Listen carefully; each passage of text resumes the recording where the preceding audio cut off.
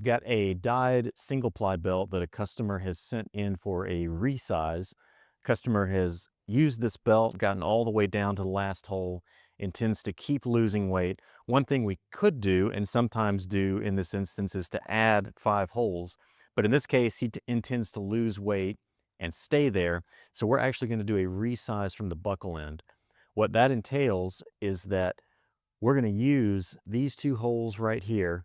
They're going to become these 2 holes on this flat pattern, and the new buckle slot and everything is going to be right here. It's essentially going to take 9 inches off the length of this belt. So he's going to go from this last hole all the way down to probably the second to last hole. And then as he continues to lose weight, he's going to end up back close to the middle of this belt. This guy is measuring 35 to 45, so that makes this originally a large belt. We're going to knock about 9 inches off of that, and I'm going to show you how we do it. The first thing we need to do is get rid of our rivets and extract our buckle and our keeper, because we're going to reuse both of those. I'm going to cut with our old paper cutter, and that's going to get our buckle and keeper off.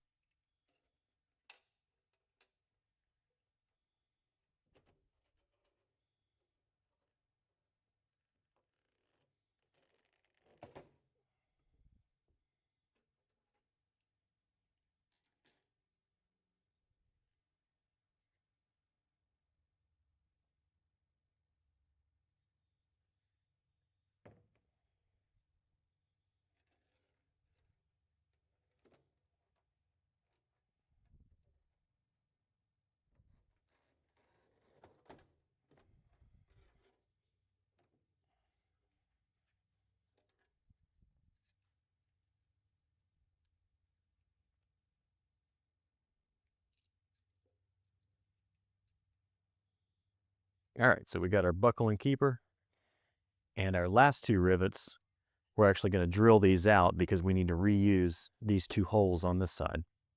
So we need to get these rivets out. We'll do that by drilling them. We'll go fast.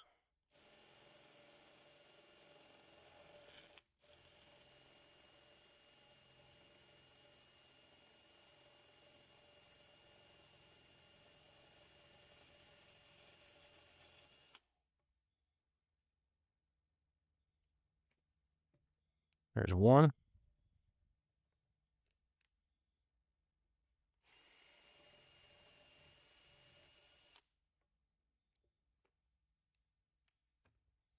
That's 2.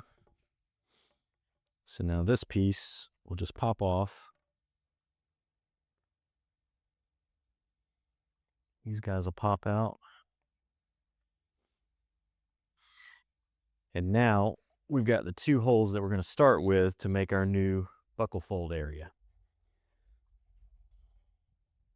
To punch our new holes, we're going to use our clicker press and a cutting die for 3-inch belts. And to be able to align this, I'm going to take the ejection foam off so I can get these first 2 holes lined up exactly where I need them.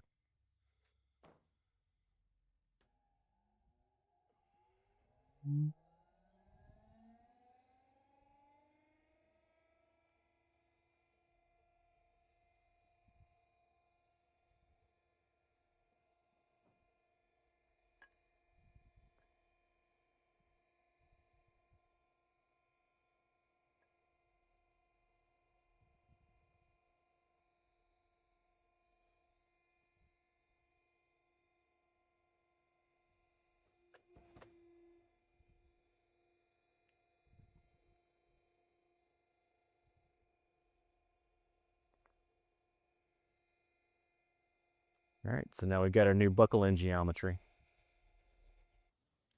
Now for our new buckle end, we need to profile this area. We got to thin it down because in full thickness, this is not going to be able to fold over like we want it. So we're going to use our band knife splitter to thin this area a little bit, also thin this ever so slightly so that when this folds together, everything is correct and all the thicknesses are right.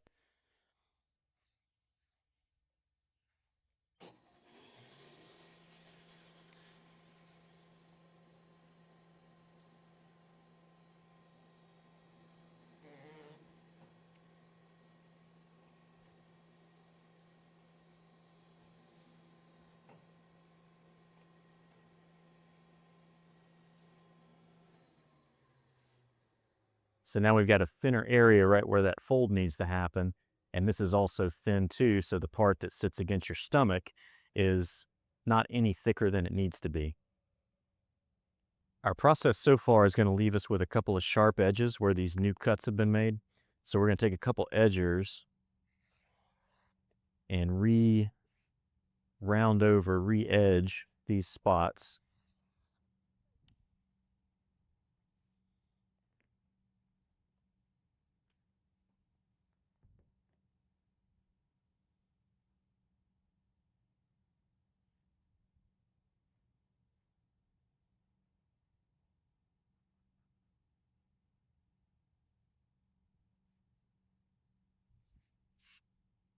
Just like that.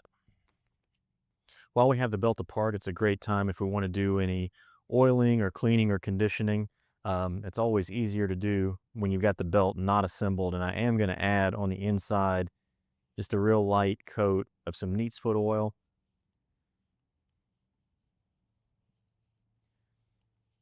This belt, you could tell by the feel, has kind of dried out a little bit and has gotten a little bit stiff over the years. And so we're going to put a little bit of oil content back into it.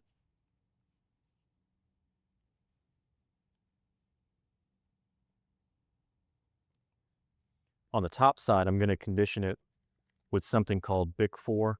This stuff works really great on lots of different types of belts, and especially on these dyed single plies. It works great.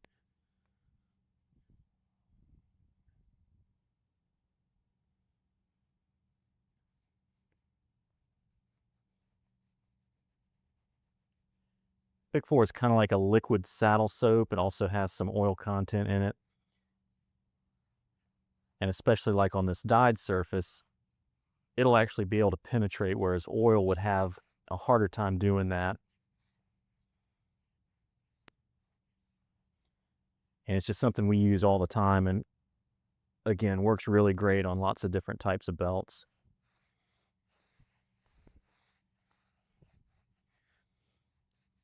One of the reasons I like it is because it kind of does everything in one step. It'll clean it off, it'll condition it, it dries really quick, you don't really have to wait a long time, and it kind of polishes everything up.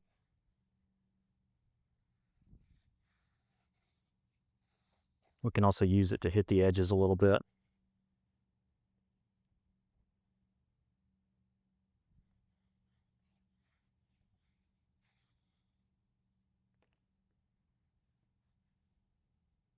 All right, then now we're ready to go back together. On these older belts, when I go to put them back together, it's really important that I take my time and make sure that we don't crack this outer surface. Um, the leather's just older, it's got some age on it, and so I'm trying to go really slow. And what I'll do is I'll add water to this area that's going to fold. It's a technique called casing, and what that does is it temporarily softens the leather in this area so that I can bring it together. I'm also using these long bolts to slowly kind of pull this together.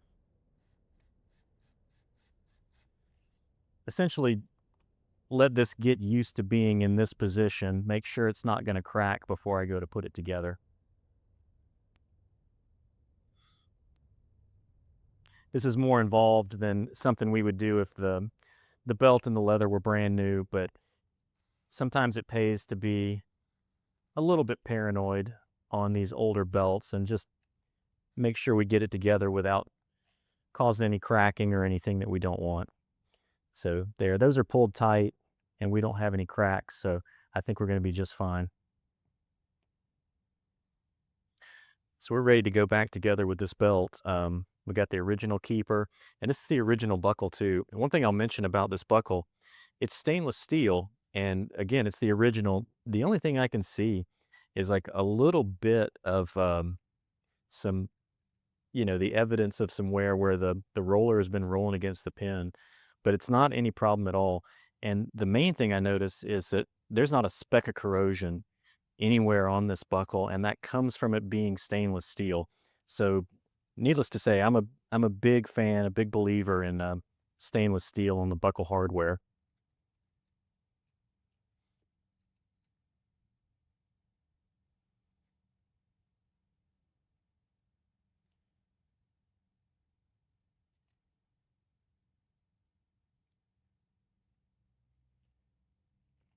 Get us a couple of rivets in there.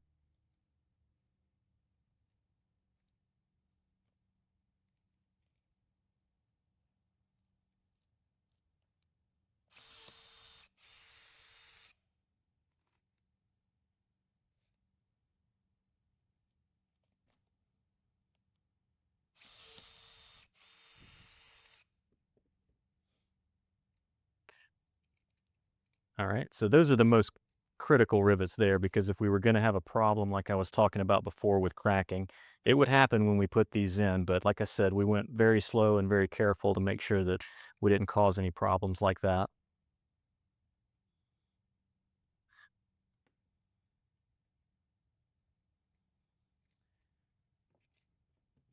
Slide our keeper back up in place and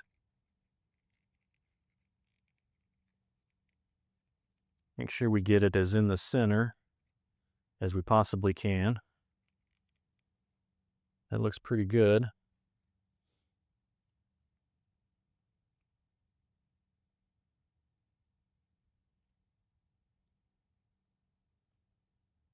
Get our last two rivets started in.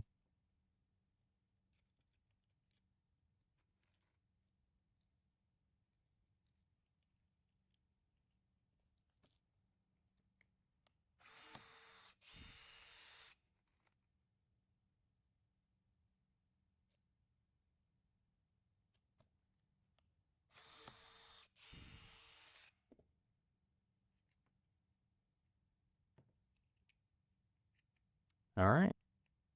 And that's got it. We should be good to go.